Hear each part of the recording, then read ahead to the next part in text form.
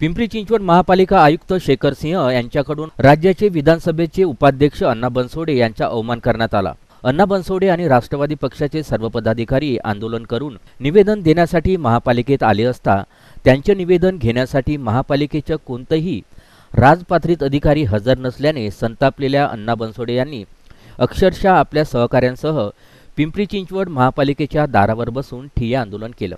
पिंपरी चिंचवड शहरात विकास आराखड्याच्या नावावर टाकण्यात आलेल्या चुकीच्या आरक्षणाविरोधात आम्ही मोर्चा काढून निवेदन देणार होतो अशी पूर्वकल्पना आयुक्तांना असताना देखील आयुक्त शेखर सिंह हे स्वतःही हजर राहिले नाही। तसेच त्यांच्या अखत्यारीत असलेले इतर कनिष्ठ राजपात्रित अधिकारी देखील उपस्थित नसल्याने अण्णा बनसोडे यांना महापालिकेच्या दारावरच जवळपास 30 मिनिटं तात्काळच उभं राहावं लागलं। महापालिकेच्या चुकीच्या विकास आराखड्याविरोधात आधी महापालिका आयुक्त शेखर सिंह यांना निवेदन देऊन आमचं म्हणणं मांडणार होतो, मात्र शेखर सिंह यांना संविधानिक पदावर असलेल्या व्यक्तीला देखील कशी वागणूक द्यावी याची जाणीव नसल्याने त्यांची तक्रार आता आम्ही राज्याचे मुख्यमंत्री देवेंद्र फडणवीस, उपमुख्यमंत्री एकनाथ शिंदे आणि अजित पवार यांच्याकडे करणार आहोत अशी माहिती अण्णा बनसोडे यांनी दिली आहे।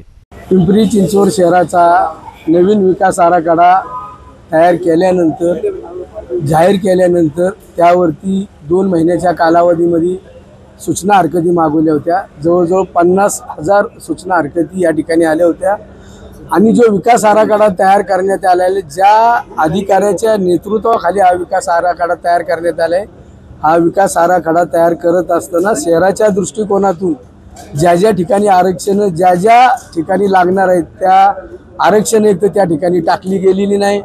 ज्या ठिकाणी भरवस्ती असेल त्या ठिकाणी केलेले आरक्षण चुकीचे आहेत। एकंदर जर बघितलं तर आज तुम्ही राष्ट्रवादी काँग्रेस पक्षाचे पिंपरी चिंचवड शहराचे अध्यक्ष योगेश बल, विलास लांडे यांच्या नेतृत्वाखाली आज शहरामध्ये जन आक्रोश, अति भव्य आक्रोश असलेला जनमोर्चा या ठिकाणी गेली 3 तासापासून चालू आहे।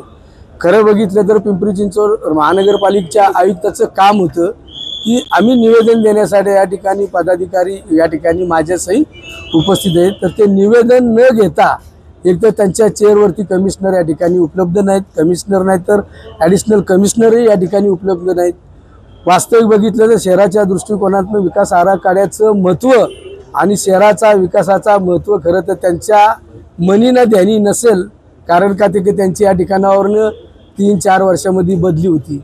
पिंपरी चिंचवड शहराचा विकास करत असताना महाराष्ट्र राज्याचे उपमुख्यमंत्री, राष्ट्रीय अध्यक्ष, आमचे मार्गदर्शक आदरणीय दादांनी गेली 20 ते 25 वर्षापासून या शहराचं नेतृत्व केले, या शहराचा विकास केलेला आहे। विकासाच्या दृष्टिकोनातून ज्या ठिकाणी रस्ते लागतील, ज्या ठिकाणी ज्या वस्तूचं ज्या आरक्षण पाहिजे त्या आरक्षण आदरणीय दादांनी टाकलेले। आज महत्त्वाचा मुद्दा एवढा मोर्चा काढल्यानंतर आम्ही आज जवळजवळ महानगरपालिकेच्या या आवारामध्ये या गेटवरती माझ्यासहित माझे आमदार विलास लांडे पाटील असतील, अजित गव्हाणे असतील, शहराचे अध्यक्ष योगेशजी बल असतील, महिला अध्यक्ष असतील, प्रत्येक नगरसेवक असेल, आम्ही सर्वजण या ठिकाणी अर्धा तास फक्त निवेदन घेण्यासाठी म्हणून खरं तर त्या कमिशनरचं काम होतं, पण ते निवेदन घेण्यासाठी कुणाला पाठवलंही नाही, स्वतः उपलब्ध नाही राहिले। तर पिंपरी चिंचवड शहराच्या वतीने आज आम्ही या ठिकाणी सर्वजण या गोष्टीचा निषेध करत आहे। आम्ही त्यांना निवेदन न देता राज्याचे मुख्यमंत्री देवेंद्रजी फडणवीस असतील, उपमुख्यमंत्री एकनाथजी शिंदे असतील, जिल्ह्याचे पालकमंत्री उपमुख्यमंत्री अजितदादा पवार असतील, हेच निवेदन हेच शिष्टमंडळ घेऊन आम्ही महाराष्ट्र शासनाच्या वतीने महाराष्ट्र शासनाकडे त्याची दाद मागण्यासाठी जाणार आहे। पण आज जे कृत्य कमिशनरनी केलेले त्याबद्दलही तक्रार आम्ही आदरणीय देवेंद्र फडणवीस यांच्याकडे करणार आहोत।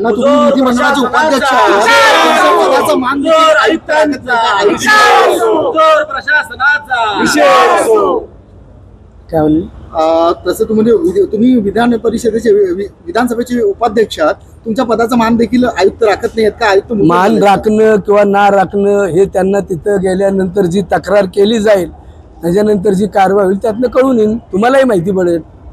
तुमचे नेते स्वतः सांगतात की इथे ठिकाणी म्हणजे आंबेडकर स्मारकाच्या मागे माता रमाईचं स्मारकाचं आरक्षण टाका, तरी देखील आयुक्त ऐकत नाही, आयुक्त मनमानी पद्धतीने कारभार करतात। आयुक्त म्हणजे काय पिंपरी चिंचवड शहराचा शिल्पकार नाही, पिंपरी चिंचवड शहराचे शिल्पकार आदरणीय दादा आहे। इथनं जरी डीपी गेला तर डीपी हा शासनाकडे जाणार आहे। त्या जिथं बाबा शहराच्या दृष्टिकोनानं आम्हाला कुठल्या बदल करायचा आरक्षण तो अधिकार आम्हाला सर्वांना आहे, कमिशनरला काही तो अधिकार नाही। त्यांनी त्यांचं काम केलेलं आहे आणि ज्यांनी हा डीपी तयार केलेला आहे, ज्यांच्या मार्गदर्शनाखाली हा डीपी तयार झालेला आहे, माझ्या मते त्या कुलकर्णी मॅडम म्हणून होत्या ना, कुलकर्णी मॅडम होत्या आणि त्यांनाही तो चार्ज दिला गेला होता. यापूर्वीचे त्या ठिकाणी नगर सचिव का नगर खात्याचे, नगर रचना खात्याचे मला वाटतं शेंडे साहेब होते.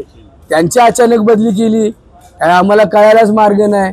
ह्याच्यात कमिशनरचा हात आहे का बाकीच्या अजून इतर लोकांचा हात आहे आरक्षण टाकण्यामागं आणि आरक्षण बदल करण्यामध्ये? खरं पाहिलं तर एक सर्वोच्च पदावरती असणारे आणि पिंपरी-चिंचवड शहराचे नगरसेवक, स्थायी समितीचे अध्यक्ष, त्यानंतर तिसऱ्यांदा आमदार आणि विधानसभेचे उपाध्यक्ष म्हणून राहिलेले अण्णासाहेब बनसोडे, की संविधान त्या ठिकाणी जर समजा या आयुक्ताला समजत नसेल तर त्यासारखी दुर्दैवी बाब कोणती नाही आहे.